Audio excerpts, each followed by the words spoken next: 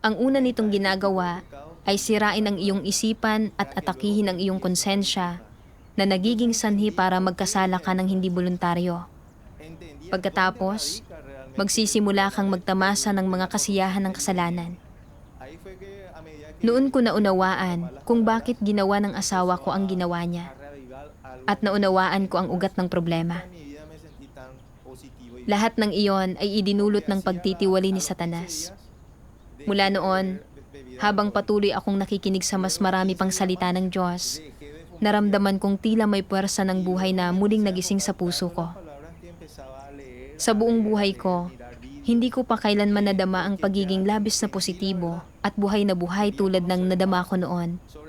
Nang ganoon-ganoon lang, pagkalipas ng 15 araw, itinigil ko ang pag-inom ng alak.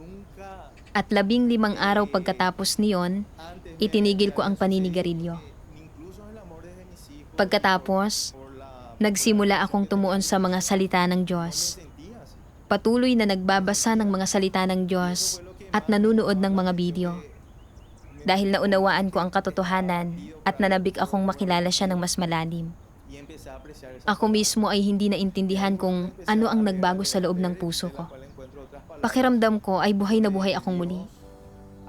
Wala pa akong naranasang ganito sa buong buhay ko. Mula sa mga salita ng Diyos, naunawaan ni Christian na ang lahat ng pagdurusa ng tao ay kagagawa ni Satanas. Tiyak na dahil tinutukso at inaatake ni Satanas ang mga tao at sinisira ang kanilang mga isipan, kaya sila patuloy na nagkakasala at namumuhay sa pagkaalipin sa kasalanan. Pagkatapos, ay nagbasa pa ako ng ilan pang salita ng makapangyarihang Diyos. At naunawaan ko kung paano mapagtatagumpayan ang mga pang-aatake ni Satanas. Ito ay espiritual na pakikipagbaka. At ang tanging paraan para magapi ito ay ang masangkapan ng katotohanan. Kapag taglay mo ang katotohanan, mayroon kang pagkilatis.